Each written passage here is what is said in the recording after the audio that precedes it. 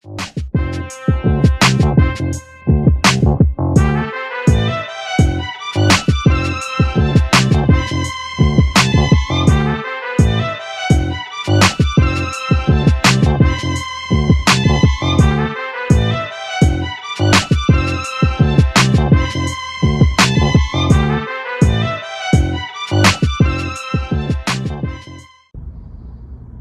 going on, good people? This is your boy Berto, your host of the 95 North Falcons Talk Show, bringing y'all today my very first mock draft 1.0.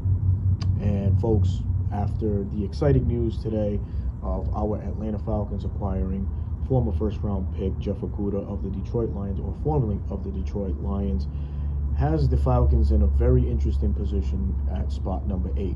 Do we trade up? Do we trade back? Do we stay and take BPA? I did my mock draft based on BPA, so without further ado, here's the rundown of how I see the Falcons draft going. At pick number 8, I took Texas Tech edge rusher Tyree Wilson. Tyree Wilson, 6'5", 270 plus pounds, and he is a disruptor. I think he can come in from day one and be that contributor on our defense. He walks into a great situation where we have the likes of Ominyata, Campbell, and Grady, so there's not a lot of pressure being put on the young kid to come in and shine right away. He essentially, if you put it in baseball terms, he can bat lineup in this trio of defenders that we have in this Falcons defense. And if at the end of the season Tyree Wilson gave us 8 to 10 sacks, I'm cool with that, man. It builds confidence, and can't wait to see what year 2 brings in this Falcons defense for Tyree Wilson. Now, I'm probably speaking a little bit ahead of time, but if Tyree Wilson is the pick at number 8, I would look for all those things to come to fruition in year 2. His best work, in my opinion, is when he's kicked inside, working in from a defensive tackle standpoint.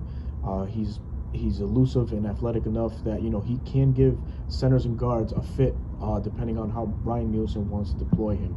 So major benefit for Tyree Wilson. So with the 8th pick, I have the Falcons taken Tyree Wilson.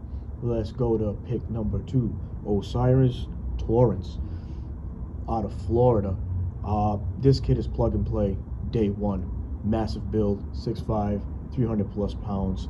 He's pretty much damn near immovable at that guard position. He has a plethora of experience playing right guard, so in our system and to our need, he would be plug and play at left guard. As we all know, left guard has been such a problematic spot for our Atlanta Falcons. Jalen Mayfield has held that title of starter at left guard.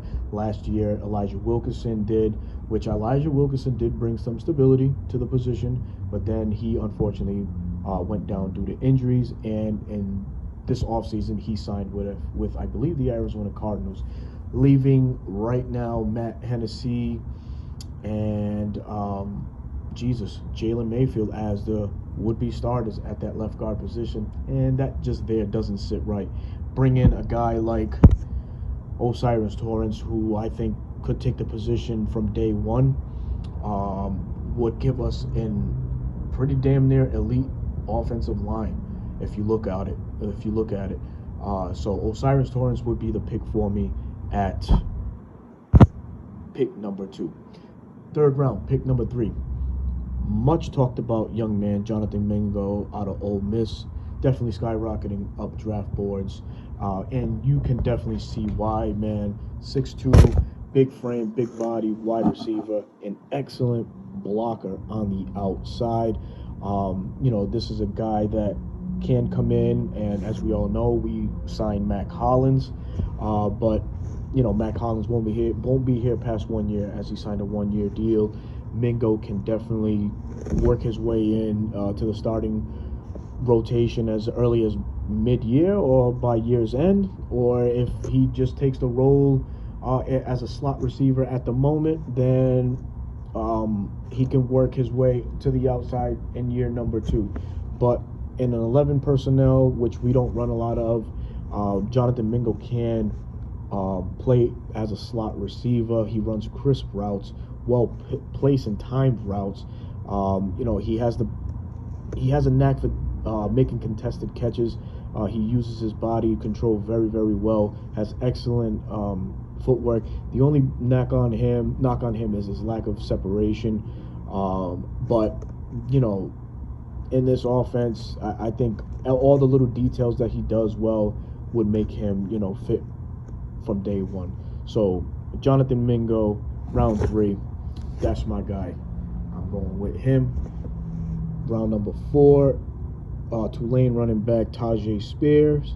Tajay Spears, man, almost 6 feet. He was measured at 5'11", but this is a tough runner, kind of what Tyler Algier is already before us right now. But Tajay Spears does have that speed.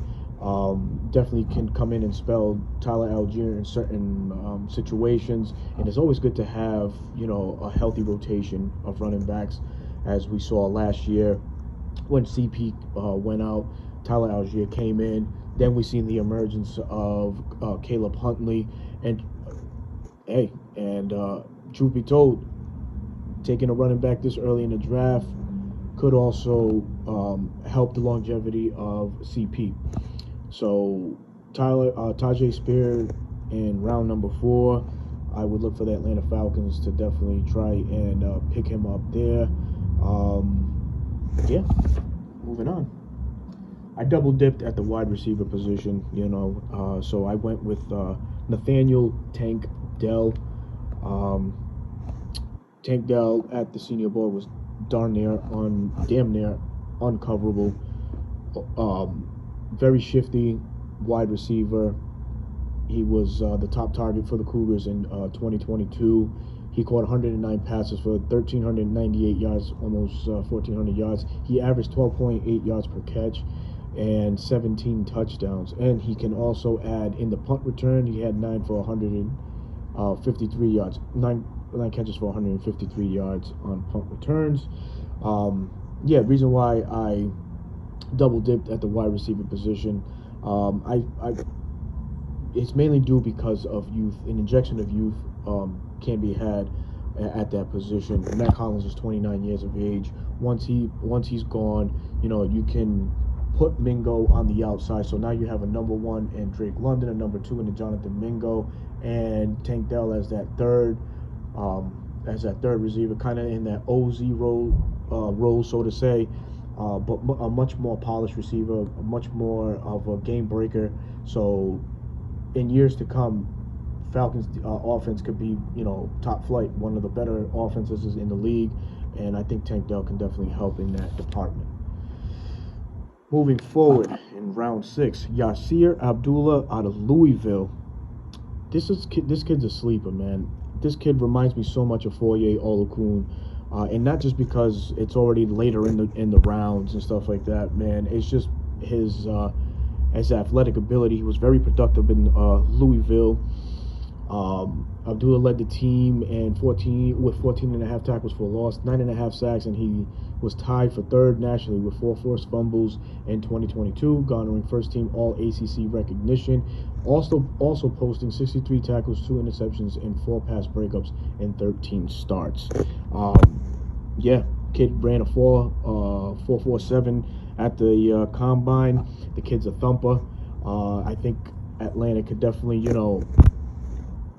see what his makeup is, bring him in, and hopefully we find another diamond in the rough in the later rounds like the Falcons are used to getting. To round out this mock, I took safety Anthony Johnson Jr. out of Iowa State. Can't believe this kid lasted this long, but Anthony Johnson Jr., out of Iowa State, man.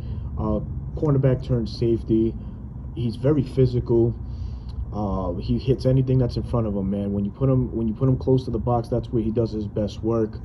But that aggression sometimes can't get the best of him, as he, has a couple missed tackles in his resume from his time in Iowa. But, with the good coaching staff that we have in place now, especially with Jerry Gray, I think, he'll be fine-tuned and those things can be corrected. So I took another safety just for depth purposes. Richie Grant, Jesse Bates, Jalen Hawkins. We no longer have good old Dunkin' Donuts over there.